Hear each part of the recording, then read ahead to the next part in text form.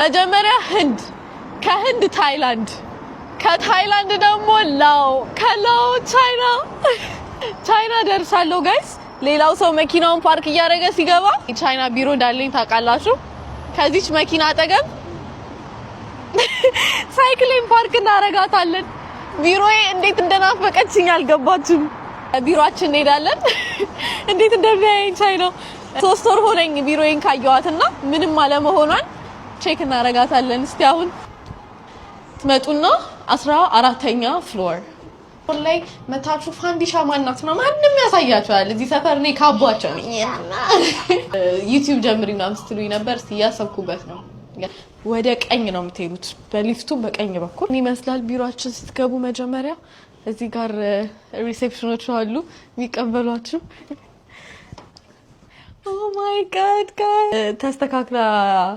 አይደለም የጠበቀችኝ ኦንላይን ነበር የሁሉ ጊዜ ስንሰራ የነበረው ዋው አምጣውልኝ እስከዛሬ አልተቀበልኳቸውም ነበር ምንድነው ይሄ ፋንዲሻ ከዚህ በኋላ ከገር ቤት ሰዎችን ኢንቫይት አድርጋ መቀበል ትችላለች ያው ቻይና ላይ እንደ አንድ ዜጋ ትቆጠራለች በጣም ደስ የሚል ዜና ነው ኤኒዌይስ አይነት ዜናዎችን እንዲደርሳችሁ 81 ላይ ደውሉ አላችሁ ግን ልንገራችሁ አስመጪዎች ነጋዴዎች ገንዘብ የምትሰራ መስራት የምትወዱ ምናምን ቆዩ ሌሎቻችሁ ስክሮል አረጋችሁ እሺ ሰመሪያ ቻይና የመጣው ጊዜ ጠፍቻለሁ እንደነገርኳችሁ አንተ እኔ እንደጠፋሁት እንዳትጠፉ በማሰብ ቻይና ላይ ትሪፕ አዘጋጅቼላችኋለሁ አብረን ቻይና እንመጣለን ካንተን ፌር እንገባለን የሚያጠቃልሉት የአየር ትኬት ከኤርፖርት ፒክአፕ ቪዛ ከኔ ኢንቪቴሽን አለ ሆቴላችሁ አለ ካንተን ፌር መግቢያ ባጅ አለ የቻይና ፉል ኦሪየንቴሽን ከኛ ታገኛላችሁ ፓኬጁ 400,000 ብር እና 370,000 ብር ነው ሁለት አይነት ፓኬጅ አለ ቻይና መጥቼ ንግድ ልሰራ አስቤ ምናምን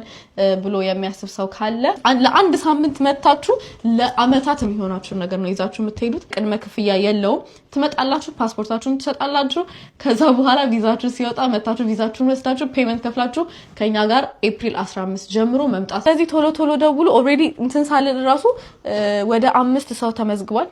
ተመዝግቧል ስለዚህ አሁን 15 ሰው ብቻ ነው የሚቀረው ስለዚህ ቶሎ ፓስፖርታችሁን ስጡ እኔም ከአንድ ሳምንት በኋላ አመጣለሁ እንገናኛለን